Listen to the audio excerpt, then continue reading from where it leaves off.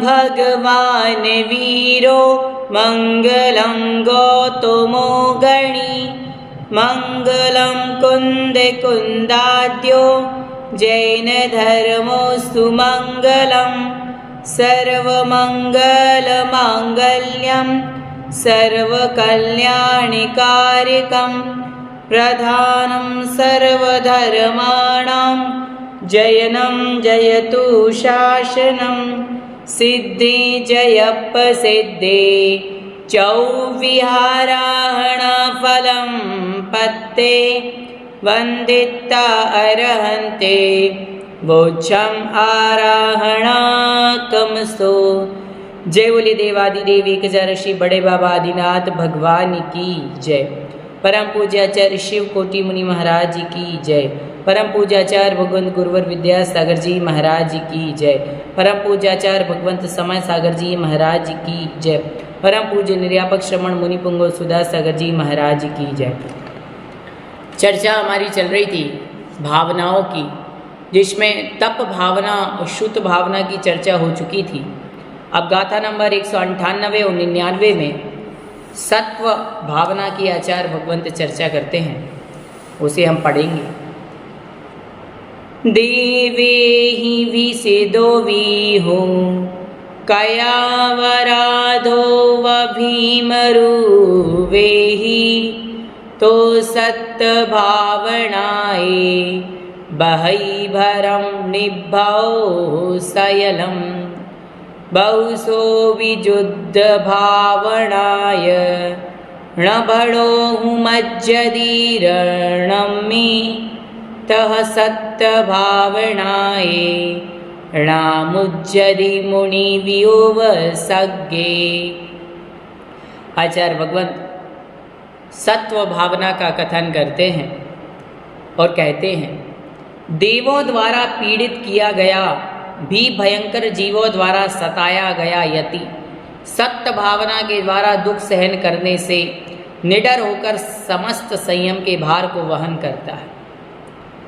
मरण और भयंकर रूप को देखने से भय उत्पन्न होता है। डर कर यदि रत्नत्रय को छोड़ बैठा तो पुनः उसकी प्राप्ति होना बहुत कठिन है, और रत्नत्रय को प्राप्त किए बिना कर्म का निर्मूलन करना अशक्य नहीं है, तथा कर्मों का विनाश न होने पर वे आत्मा को नाना प्रकार के कष्ट देते हैं। इसलिए भय ही अनेक अनर्थों का मूल है, ऐसा निश्चय करके सबसे पहले भय को ही भगाना चाहिए। पूज्यवर आचार्य भगवंत कह रहे हैं, सत्य भावना क्या है? सत्य भावना का अर्थ होता है यति के मन में किंचित भी, थोड़ा सा मात्र भी उनके मन में भय नहीं होता है कि किसी प्रकार के कोई व्यंतर देवी देवता आदि उन्हें परेशान करें, किसी मनुष्य किसी पशु के द्वारा उन्हें कोई भय हो। इस प्रकार का मुनिराज के मन में कोई भय नहीं होता, वो निडर होते हैं, उन्हें किसी का भी भय नहीं होता। महानुभाव पूज्यवर यशोधर मुनिराज जंगल में तपस्या करते थे और अपनी साधना में लीन थे। अचानक आकर के राजा शैणिक उनके ऊपर उपसर्ग करता है और मृत सर्प उनके गले में डाल देता है, पर मुनिराज उससे डरे नहीं। गज कुमार मुनि के ऊपर जलती हुई शिगड़ी रख दी गई, वो भी भयभीत नहीं हुए। 5 पांडव अपनी आत्मा के ध्यान में लीन थे। वहीं आकर के कौरव उन्हें अग्नि में जलते हुए ऐसे तपे हुए वह जो आभूषण वो उनके गले में पहना देते हैं, तो भी वो किसी प्रकार का उन्होंने विकल्प नहीं किया, डरे नहीं। सुकुमाल मुनि को सियालनी खा रही है, ऐसे जो मुनिराज होते हैं वो किसी उपसर्ग से किसी भी प्रकार का उनके मन में भय होता ही नहीं है, उनके मन में डर होता ही नहीं है। वो तो अपनी साधना में क्या होते हैं? लीन होते हैं। आगे कहते हैं आचार्य भगवंत कि अनेक प्रकार के युद्ध संबंधी भावनाओं से, जैसे योद्धा युद्ध में कभी मोहित नहीं मोहित होता, युद्ध से डरता नहीं, वैसे ही मुनि सत्य भावना से उपसर्ग आने पर मोहित नहीं होता। क्या कह रहे हैं कि मुनि कभी डरता नहीं है कि मेरे ऊपर कोई उपसर्ग कर देगा, मुझे कोई कष्ट पहुंचा देगा, या मेरी किसी भी प्रकार की कोई निंदा कर रहा है, कोई बुराइयां कर रहा है, किसी भी प्रकार का भय उनके मन में होता ही नहीं। मुनिराज अपनी तपस्या अपनी साधना में लीन रहते हैं, उनके मन में किसी भी प्रकार का कोई भय होता ही नहीं है। मुनि के जीवन में, यति के जीवन में भय के लिए कोई भी स्थान नहीं होता है। पूज्यवर आचार्य भगवंत विद्यासागर जी महाराज अपनी मुनि अवस्था में, जब साधु अवस्था में थे वो, तो कहा जाता है कि वो अपनी ऐसी साधना में लीन थे कि शमशानों में जाकर के रात्रि कालीन में वो अपनी आत्मा का चिंतन किया करते थे महानुभाव। किसी प्रकार का भय नहीं था कि कोई जानवर आकर के उनके ऊपर कोई आतंकी हमला कर सकता है, कोई प्राणी उपसर्ग कर सकता है, किसी प्रकार का डर उनके मन में नहीं था। अब आगे गाथा नंबर 200 और 201 गाथा में और आगे चर्चा करते हैं। खणनुत्ताण वणवालण वीयण विच्छेयणा वरोहत्तम चिंत्य दुहम अदीहम मुज्जदिनो सत्तभाविदो दुःखे बालमरणानि साहु सुचिंती दूणप्पणो अंताणि मरणे समुट्टिये विहि मुज्जैनो सत्तभावेणा निर्दो। खोदना, जलाना, बहना, छेदना, रोपना को विचार कर सत्व भावना से युक्त मुनि में अल्पकालीन दुख से मोहित नहीं होता, अर्थात डरता नहीं है। सत्य भावना में लीन साधु अपने अनंत बाल मरणों को सम्यक रूप से विचार कर मरण उपस्थित होने पर भी मोहित नहीं होता।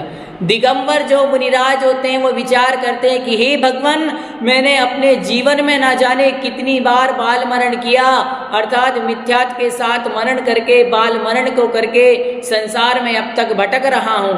और अब वो अपने इसी चिंतन को अपना शस्त्र बना लेते हैं और कर्मों से लड़ने के लिए प्रस्तुत हो जाते हैं। संकट कितना भी आए, कितनी ही प्रकार की व्याधि आए, कितनी ही प्रकार की परेशानी आए, परंतु वो मुनि किसी भी प्रकार से डरते नहीं हैं और दुख उपस्थित होने पर मोहित नहीं होते, अपनी साधना में दृढ़ता से लीन रहते हैं। आगे कहते हैं, पृथ्वी काय में जन्म लेकर मैंने खोदने, जलने, जोतने, कूटने, तोड़ने, लेटने, पीसने और चूर्ण की तरह पीसने का कष्ट उठाया है। जल को शरीर रूप से ग्रहण करके मैंने सूर्य की किरणों के समूह गिरने से, आग की ज्वाला के समूह से मेरे शरीर को निगल लेने से, पर्वत की गुफा जैसे ऊंचे स्थानों में शिला और कठोर पृथ्वी पर अति वेग से गिरने, खट्टे, नमकीन, खारे आदि रसों से युक्त द्रव्यों से मिलने पर धक धक करते हुई आग में फेंकने, वृक्ष किनारे और शिलाओं के गिरने, पैर और हथेली के अभिघात से तैरने, उन्नत मनुष्यों के विशाल और दृढ़ छाती से पीड़ित हाने, विशाल काय हाथियों के तैरने, डूबने और सूंड द्वारा क्षोभित होने से मैंने बड़ी वेदना भोगी है। आचार्य भगवंत बता रहा है कि कितनी वेदना मैंने भोगी है। पृथ्वी कायिक में जब जीव ने जन्म लिया तो जल कायिक में रह कर के वेदना को भोगा। एक श्वास में 8-10 बार जन्म्यो मर्यो भर्यो दुखवार, निकसी भूमि जल पावक भयो पवन प्रत्येक वनस्पति थे। पंडित दौलत राम जी 6 डाला में कहते हैं कि जब यह जीव एक इंद्रिय होता है तो निगोद में एक श्वास में 18 बार जन्म मरण के दुखों को भोगता है और 18 बार एक श्वास में जन्म होता है और मरण होता है। उसके पश्चात ये पृथ्वी का एक, जल का एक, वायु का एक आदि में जाता है तो उनमें भी दुखों को ही भोगता है।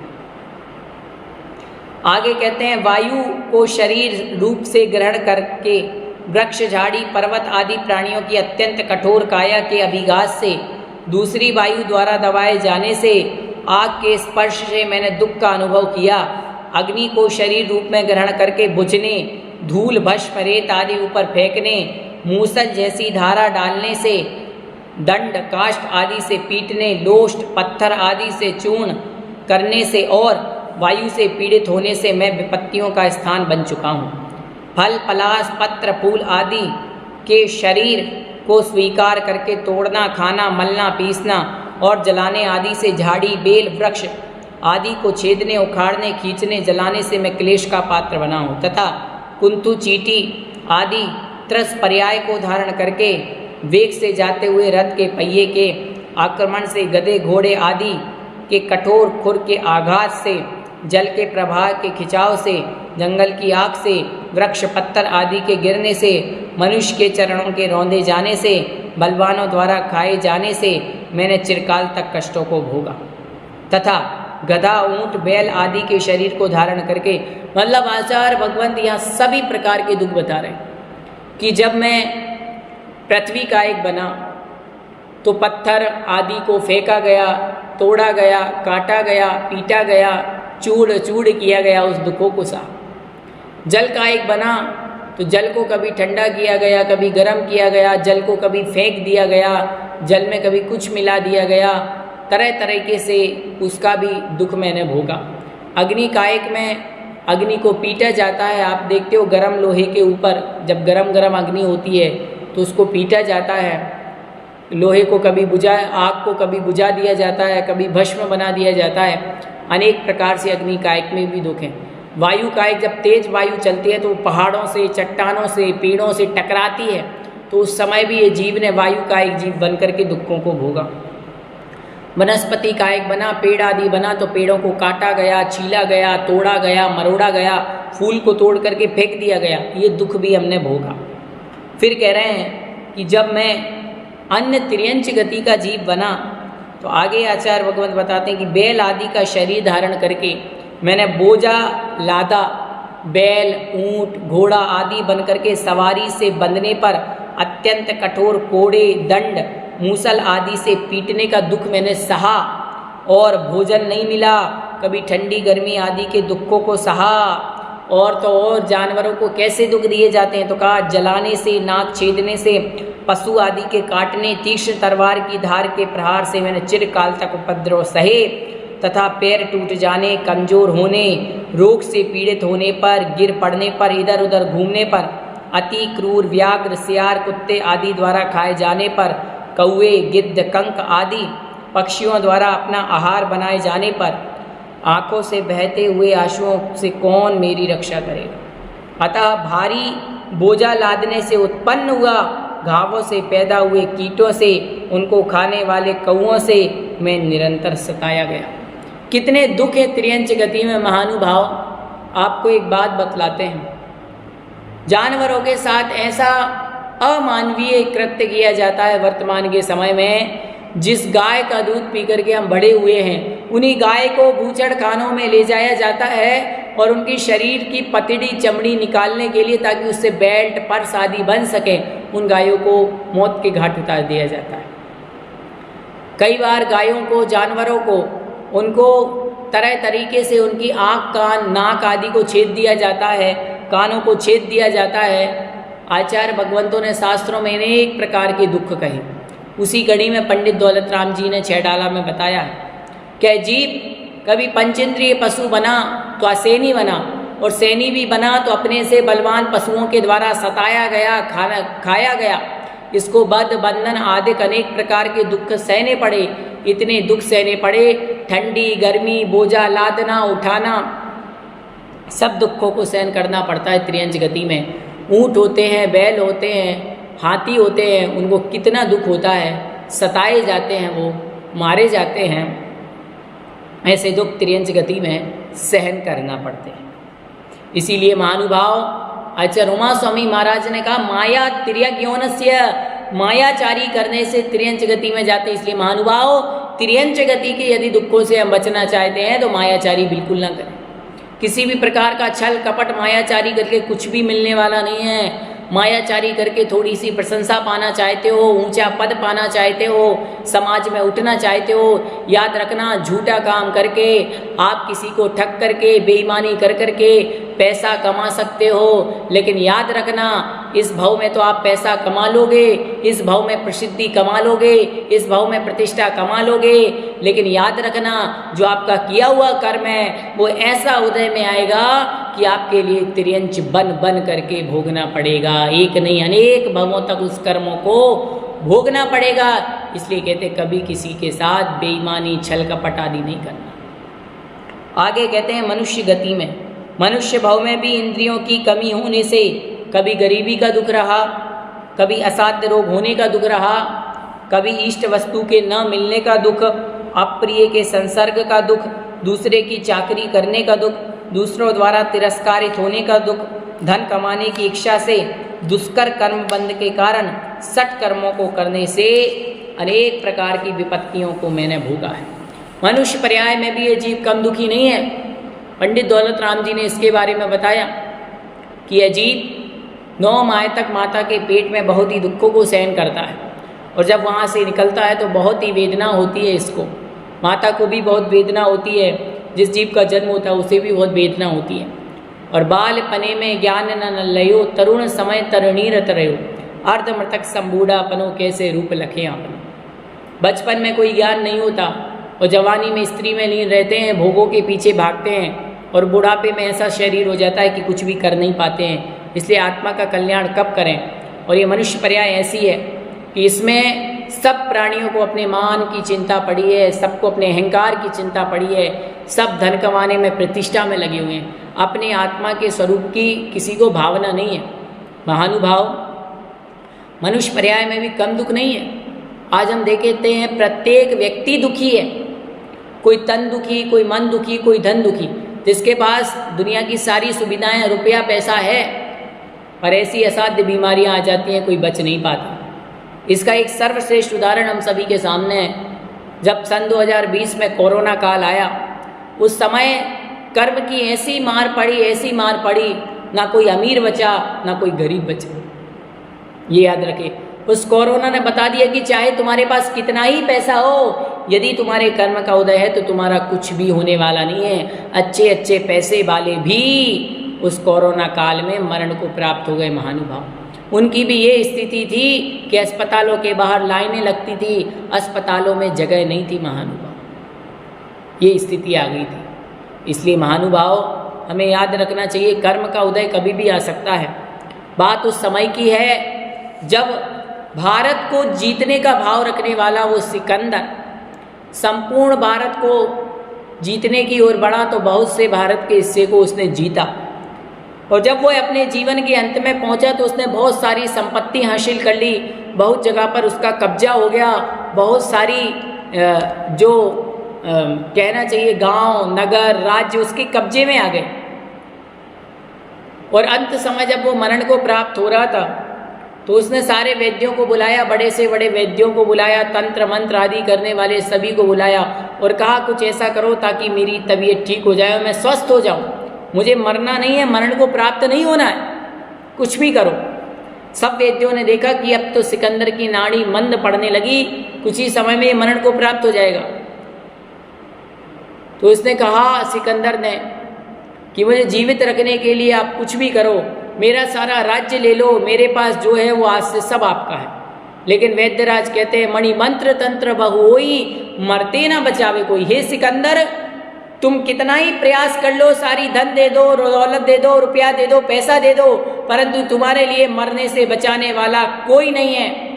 इसलिए हे महानुभाव, इस बात को याद रखो, सज धज कर जिस दिन मौत की सहजादी आएगी, न सोना काम आएगा न चांदी आएगी। तुम कितने ही विषयों में लीन ले लो, कितने ही भोगों को भोग लो, कितना ही पैसा कमा लो, जिस दिन मरण होगा, जिस दिन हमारी मृत्यु आ जाएगी, ये सारा का सारा दुनिया का, संसार का सारा मेला यहीं रखा रह जाएगा और आप अकेला अवतरे, मरे अकेला होए। यह जीव अकेला संसार में आया है और मरण करके भी अकेला चला जाएगा। इस धरा पर सब धरा रह जाएगा, ये अकेला चेतन प्राणी यूं ही उड़ जाएगा। इसलिए किस बात का घमंड करना जी, किस बात का मत करना, मैं कौन हूं?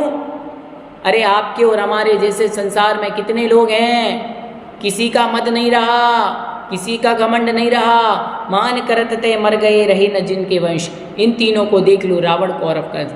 इसलिए महानुभाव, मनुष्य पर्याय बड़े पुण्य के उदय से मिली है हमें, जैन कुल जिनवाणी की शरण मिली। इसलिए हमें अच्छे काम करना है और पापों को काटना है, पुण्य का उपार्जन करके और धीरे धीरे मोक्ष की ओर बढ़ना है। आगे कहते हैं, देव पर्याय में भी दूर हटो, जल्दी करो, स्वामी के प्रस्थान करने का समय है। प्रस्थान करने के नगाड़े बजाओ, ध्वजा लो, निराश देवियों की देखभाल करो, स्वामी को इष्ट वाहन रूप धारण करके खड़े हो जाओ। क्या अति पुण्यशाली इंद्र की दास्ता को भूल गए, जो चुपचाप खड़े हो, आगे नहीं दौड़ते, इस प्रकार देवों के प्रधानों के अति कठोर वचन रूपी कीलों से कानों से छेदने, इंद्र के अंतापुर की देवांगनाओं के प्रचुर विलास को देखकर उत्पन्न हुई ऐसी सुंदर देवांगनाओं की अभिलाषा रूप आग से उत्पन्न संताप, आयु के 6 माह शेष रहने पर, उसके परिज्ञान होने पर जो महान दुख होता है, ये देवताओं के दुख है। देवों में दुख होता है, जो छोटे देव होते हैं, छोटी जाति के देव होते हैं, उनको ये दुख होता है। अन्य देवताओं के जो प्रधान होते हैं उनसे कहते हैं जाओ ध्वजा ले लो, नगाड़े बजाओ, सौदर इंद्र जी आ रहे, चलो वाहन बन जाओ, कभी हाथी बन जाओ, कभी घोड़ा बन जाओ, कभी रथ बन जाओ, बहुत समस्याएं होती हैं। और वो जब अंतापुर में जाकर के बड़ी बड़ी देवियों को देखते हैं, उनके वैभव को देखते हैं, तो उनके मन में ईर्ष्या उत्पन्न होती है, दुख उत्पन्न होता है कि ऐसा वैभव हमारे पास क्यों नहीं। और जब मरण का अंत समय आ जाता है तो मरने के 6 मास पूर्व देवों के जो गले में एक मंदार नाम की माला होती है, वो माला मुरझाने लगती है। तो माला मुरझाने से उनको पता चल जाता है कि अब तो मेरा मरण काल आने वाला है, तो दुख करते हैं, विलाप करते हैं। इसलिए वो फिर दुर्गतियों में चले जाते हैं, पृथ्वी का एक, जल का एक आदि में चले जाते हैं। इसी प्रकार नरक पर्याय के दुख जानना, मैंने अनंत काल तक दुख भोगा है महानुभाव, तब दुख आने पर विषाद क्यों, विषाद करने से दुख छोड़ता नहीं है। बहुत ज़्यादा नरकों में दुख है। नरकों में आचार्य भगवंत ने कहा कि वहाँ सेमर नाम का एक वृक्ष होता है, नारकी उस वृक्ष के नीचे बैठते हैं तो उसके पत्ते तलवार के समान नुकीले और पैने होते हैं, जो उस नारकी के ऊपर गिरते हैं और उसके अंग के खंड खंड हो जाते हैं। असुर कुमार जाति के देव वहाँ पर रहते हैं, वो भिड़ाने का काम करते हैं। नारकी एक दूसरे के तिली के समान, तिली के दाने के समान खंड खंड कर देते हैं। तिल तिल करे देह के खंड, असुर भिड़ावे दुष्ट प्रचंड, सिंधु नीरते प्यास न जाए तो पण एक न बूंद लहाए। इतनी प्यास लगती है कि सारे समुद्र का जल भी पी लें तो प्यास नहीं बुझती, फिर भी एक बूंद पानी की नहीं मिलती वहाँ। इतनी भूख लगती है कि 3 लोक को नाज झुकाए, मिटे ना भूख कड़ा ना लहाए। तीनों लोकों का अनाज भी खा लें तो उनकी भूख नहीं मिटती, पर उन्हें एक भोजन का अन्न का दाना नहीं मिलता। नारकी परस्पर में एक दूसरे को दुख देते हैं। ऐसे नरकों के बहुत दुख है महानुभाव, कितने दुखों को कहा जाए, बहुत दुख है। आगे कहते हैं कि दुख तो अनेक कारणों से होता है, यह सत्य भावना है। इस प्रकार का मन में चिंतन करना कि भगवान चारों गतियों में दुख है, मनुष्य गति में दुख है, देव गति में दुख है, त्रियंचों में दुख है, नारकियों में दुख है, और ये दुख चारों गतियों में है। सुख यदि है तो वो बस सिद्ध गति में है, जिसे पंचम गति भी कहा गया है। इसलिए महानुभाव संसार में चारों गतियों में भटकेंगे तो दुख ही मिलेगा। जिससे हम सुख मान रहे हैं वो सुखाभास है। हम विषय भोगों में सुख मानते हैं, खाने पीने में अच्छा खाने मिल गया, अच्छा पहनने ओढ़ने मिल गया, उसमें जो सुख मानते हैं वो वास्तविक सुख नहीं है, क्षण क्षयी सुख है, अल्प समय में इंद्रधनुष के समान नष्ट हो जाने वाला है। इसलिए यह सत्य भावना है। यदि अशुभ शरीर के देखने से भय होता है तो वह ठीक नहीं है। ऐसा शरीर मैंने बहुत बार धारण किया और देखे, परिचितों से कैसा भय। इस प्रकार अपने चित्त को स्थिर करना, ये है सत्य भावना कहलाती है। गाथा नंबर 202। एयत् भावनाय ण काम भोगे गणे शरीरेव सज्जैवेरगमनो फासेदि अणुत्तरम धम्मम। एकत्व भावना से काम भोग में, संग में, शरीर में आसक्ति नहीं करता, वैराग्य में मन रमाए हुए उत्कृष्ट चारित्र को अपनाता है। जिसके मन में एकत्व की भावना होती है वो शरीर में, काम भोग में, इनमें कभी भी आसक्त नहीं होता। उसके मन में एक ही बात चलती है, अहम इक्को खलु शुद्धो दंसण राणमयो सदा रुवि ऋणव यत्ति मज्ज किंचिवी अन्नम परमाणु मित्रम। मैं एक हूँ, मेरी आत्मा एक है, शुद्ध ज्ञान और चारित्र से संयुक्त है, ज्ञान दर्शन से युक्त है मेरी आत्मा। दंसण राणमयो दर्शन और ज्ञान से मैं है। ऋणव यत्ति मज्ज किंचिवी, एक परमाणु मात्र भी मेरा नहीं है। इसलिए वो मुनि अपने आत्मा के स्वरूप का ध्यान करता है। मैं एकाकी एकत्व लिए सभी आते, तन धन को साथी समझाता पर ये भी छोड़ चले जाते। एकत्व भावना का स्वरूप इस प्रकार है, जन्म जरा और मरण को बार बार भोगने से उत्पन्न हुए दुखों को भोगने में कई दुख भाग नहीं लेता, अतः दुख में भाग लेने से यह स्वजन, इसलिए उसमें अनुराग और दुख को भाग नहीं लेता, वह परजन है, इसलिए द्वेष करना उचित नहीं है। यदि कोई दुख भाग नहीं लेता तो मुझ में सुख ही पैदा कर दे सो कोई बात नहीं, अतः जो मुझ में पैदा करे, सुख पैदा करे वह स्वजन है, जो सुख पैदा नहीं करता वह परजन है। ऐसा भेद सुख को लेकर नहीं होता। मैं अकेला हूँ, कोई मेरा नहीं है, ना ही मैं किसी का हूँ, ऐसा विचार करना चाहिए। यही एकत्व भावना है। आचार्य भगवंतों ने कहा, शुभ अशुभ कर्म फल जेते, भोगे जी एक ही तेते, सुतधारा हो न सीरी, सब स्वार्थ के हैं भीरी। इस संसार में अजीब अकेला आया है, आप अकेला अवतरे, मरे अकेला होए, यूं कब हूँ इस जीव को साथी सगा न होए। घर परिवार वालों ने छोड़ दिया, माता पिता ने छोड़ दिया, कोई किसी का नहीं है महानुभाव। एक समय ऐसा आता है कि संसार में इस प्राणी को सब छोड़ दिया करते हैं। महानुभाव, कर्म का उदय ऐसा होता है कि आज हमारे पास सब कुछ होते हुए भी कुछ नहीं होता। हमें ऐसा लगता है हमारे पास माता पिता है, हमारे पास घर है, हमारे पास मकान है, हमारे पास सब कुछ है, पर कर्म का ऐसा उदय आता है, दादा दादी छोड़ देते हैं, माता पिता छोड़ देते हैं, चाचा चाची, भाई बहन, मामा मामी सब छोड़ दिया करते इस जीव को। कोई भी इस संसार में उसका नहीं होता। यदि उसको कोई शरण देने वाला है तो वो सच्चे देव, सच्चे साथ, सच्चे गुरु हैं, जिन्हें दुनिया में कोई शरण नहीं देता। ये संसारी सारे के सारी प्राणी ये तो स्वार्थी हैं। दुनिया है यह स्वार्थी, कब धोखा दे जाए, जिसको मरते से बचाए वही लूट कर जाए। और सच्चे देव, सच्चे साथ, सच्चे गुरु और ये जिनवाणी ही हमारे लिए शरण है महानुभाव, और कोई नहीं है। इसलिए यहाँ पर कह रहे हैं कि मैं अकेला आया था, अकेला जाना है, फिर कोई हमारे साथ अच्छा करे बुरा करे उसमें राग रंग क्यों करना, ये तो दुनिया ही है महानुभाव। जब तक चाह है तब तक लोग आपको चाहते हैं, याद रखिए। चाह मतलब इच्छा। जब तक लोगों की आपसे कोई ना कोई इच्छा है, जब तक आपसे काम निकल रहा है तब तक वो आपको प्यार करते हैं, आपको चाहते हैं। जिस दिन काम खत्म वो रिश्ता खत्म। जब तक आप दूसरे का कोई ना कोई काम कर रहे हो तब तक आप उसके लिए अच्छे हो। जिस दिन काम खत्म उस दिन रिश्ता खत्म, व्यवहार खत्म, प्रेम खत्म, संबंध खत्म। ये संसार का बहुत बड़ी, यही तो संसार में सबसे बड़ा स्वार्थपना है। अपनी इच्छा से जो भोगे जाते हैं वे काम भोग हैं। सुख का साधन होने पर मन में संकल्पित खान पान आदि, स्त्री आदि वर्ग काम भोग हैं, उनमें आसक्ति नहीं करता। बाह्य पदार्थों के संबंध में उत्पन्न हुए प्रीति विशेष को सुख शब्द कहते हैं। वे चित्त को व्याकुल करने वाली अति तृष्णा को ही पैदा करते हैं। वे चित्त को स्वस्थ करने में समर्थ नहीं है। काम भोग भोगने योग्य नहीं है। रत्नत्रय रूपी संपत्ति ही मनुष्य के लिए उपयोगी है। सुन ले महानुभाव, आचार्य भगवंत क्या कह रहे हैं कि संसार में जो काम भोग हम भोग रहे हैं वो मनुष्य के लिए नहीं है उपयोगी। रत्नत्रय ही सबसे ज़्यादा मनुष्य के लिए उपयोगी है। इसलिए भावना भाव कि हम सभी को भी उस रत्नत्रय की प्राप्ति कब होगा। भोग संपदा से हमें कुछ नहीं करना। मेरे परिणामों पर अवलंबित बंध और मोक्ष ही मेरे हैं, अतः गण से मुझे क्या, शरीर भी अकिंचित कर है। यदि ऐसा ना होता तो कर्म क्या करते। बाह्य जीव अजीव आदि द्रव्यों का यह उपकारक और अपकारक नहीं है। ऐसा संकल्प करने से ही राग द्वेष होते हैं, ना संकल्प करने से नहीं होते। इसलिए इस प्रकार का संकल्प त्याग कर शुद्ध आत्म स्वरूप के ज्ञान, परिणामों का प्रबंध और पदार्थ में ममत्व नहीं होता।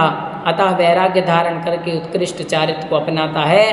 इससे यह कहा है कि संसार का बीज जो ममत्व भाव है उससे निवृत्ति और समस्त कर्मों के विनाश का जो कारण है वह चारित्र है, उसकी प्राप्ति एकत्व भावना से होने वाले गुण हैं। एकत्व भावना अज्ञान रूप मोह को दूर करती है, जैसे जिन कल्पी मोह को दूर करते हैं। आचार्य भगवंत पूज्यपाद महाराज ने इष्टोपदेश में कहा, बध्यते मुच्यते जीवा सममो निर्ममः क्रमान। यह जीव किसी से ममता भाव रखता है तो कर्मों से बंधता है, और यदि ममता से रहित भाव रखता है तो कर्मों से छूटता है। आज आप और हम संसार में भटक रहे, उसका सबसे बड़ा कारण है मोह। हम किसी से मोह करते हैं, किसी से ममता रखते हैं, उसी के कारण से यह जीव संसार में भटकता है। और यदि हम उससे मोह नहीं रखते, निर्विकल्प का भाव रखते हैं, तो एक ना एक दिन कर्मों से जरूर छूटते हैं। एकत्व भावना की चर्चा आचार्य भगवंत ने की। वही कह रहे हैं ऐसे जिन कल्पी मोह को दूर करते हैं। गाथा नंबर 203। भयणीय विघम मिज्ज जंतीय एयत भावनाय जहा जिन कप्पि दोण मूढ़ो खवो वीणा मुज्जई तथेव। जैसे अयोग्य आचरण करने वाली अपनी बहन में जिन कल्प को धारण करने वाला नागदत्त नामक मुनि एकत्व भावना से मोह को प्राप्त नहीं हुआ, वैसे ही शपक भी मोह को प्राप्त नहीं होती। कह रहे अयोग्य आचरण करने वाली अपनी बहन में जिन कल्प अर्थात मुनि मुद्रा को धारण करने वाले जो नागदत्त नाम के मुनि थे, वो इतनी अपनी आत्मा में लीन थे कि उस स्त्री की ओर, उस पर स्त्री की ओर वो किसी भी प्रकार से आकर्षित नहीं हुए। उसी प्रकार से जो छपक जो कर्मों के क्षय करने के लिए लगा है, वह भी मोह को प्राप्त नहीं होता। इस प्रकार से यहाँ जो एकत्व भावना है उसकी चर्चा हुई। पांचवी धृति बल भावना है, उसका अर्थ है दुख आने पर कातर नहीं होना, अर्थात दुख आने पर धैर्य रखना, कभी भी आकुल व्याकुल नहीं होना। अभ्यास कातरता, अभ्यास निरंतर कातरता रहित वृत्ति, उस धृति बल भावना से दुख रहित परिचय की सेना से मुनि युद्ध करता है। ये आचार्य भगवंत ने बताया, जो अगली गाथा में कहते हैं। कसीणा परिसह चमु अब्बुवट्ठई जैवी सोव संगावी दुद्दर्प कर वेगा भय जननी अपसत्ताणम। दुखदाई संकट के वेग से सहित अल्प शक्तियों को, अल्प शक्ति वालों को भय पैदा करने वाली भूख आदि 22 परिचयों की समस्त सेना, जिनके साथ 4 प्रकार के उपसर्ग भी हैं, यदि वे सम्मुख खड़ी हो तो क्या करना चाहिए? दीदी धरणी देवद्य कच्छो जोधेई अणा इलो तमच्चाई दीदी भावनाय सूरो संपूर्ण मनोरहो होई। धैर्य के साथ दृढ़ता पूर्वक कमर बांधने वाला सूर बिना किसी घबराहट के धृति बल भावना की सेना से युद्ध करता है, फलस्वरूप उसका मनोरथ संपूर्ण होता है। आचार्य भगवंत इस गाथा में समझाते हैं कि कितना ही संकट आ जाए, कितनी ही जीवन में परेशानी आ जाए, और धृति बल की भावना को धारण करने वाला वह मुनि धैर्य से सब संकटों को उपसर्ग को सहन करता है, भगवान का नाम स्मरण करते हुए, समता रखते हुए। धैर्य से युक्त कृषक समय पर उत्तम उर्वरा भूमि में उत्तम बीज पवन करने के उपरांत भली भांति उसकी देखभाल करता है, खाद एवं जल सिंचन करता है, तब फल फसल शीघ्र प्राप्त नहीं होते, उसके लिए धैर्य की आवश्यकता होती है। उसी प्रकार उत्तम समाधि मनन करने का इच्छुक शपक तत्काल ही संयम के फल को प्राप्त नहीं कर लेता, उसमें धैर्य की आवश्यकता होती है। धैर्य से रहित क्षपक तत्काल फल की प्राप्ति इच्छा से अपने परिणामों को बिगाड़ कर असमाधि को प्राप्त हो जाता है। संलेखना की साधना निराकुलता की साधना है। जब तक जीवन है तब तक संयम साधना, परिणाम विशुद्धि धैर्य पूर्वक करना चाहिए, यही भावनाओं का आशय है। आचार्य भगवंत ने यही बतलाया है इसमें कि जिस प्रकार से एक किसान होता है, किसान को फल की प्राप्ति एक दिन में नहीं होती।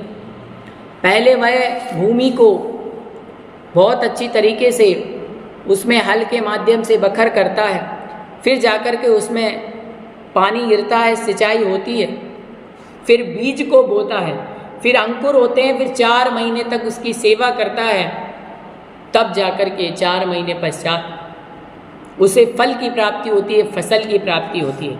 उसी प्रकार से दिगंबर मुनिराज हैं, दीक्षा लेते ही संलेखना समाधि उत्कृष्ट प्राप्त नहीं हो जाती। उसको प्राप्त करने के लिए जब तक जीवन है साधना करनी पड़ती है, तब त्याग संयम की साधना करनी पड़ती है, तब जाकर के अंत में समाधि मरण प्राप्त होता है। जीवन भर का संयम तप त्याग वही है। यदि जीवन में तपस्या नहीं करते, अभी हमने पढ़ा था पूर्व की कक्षा में कि तप कितना महत्वपूर्ण है, तप की भावना में।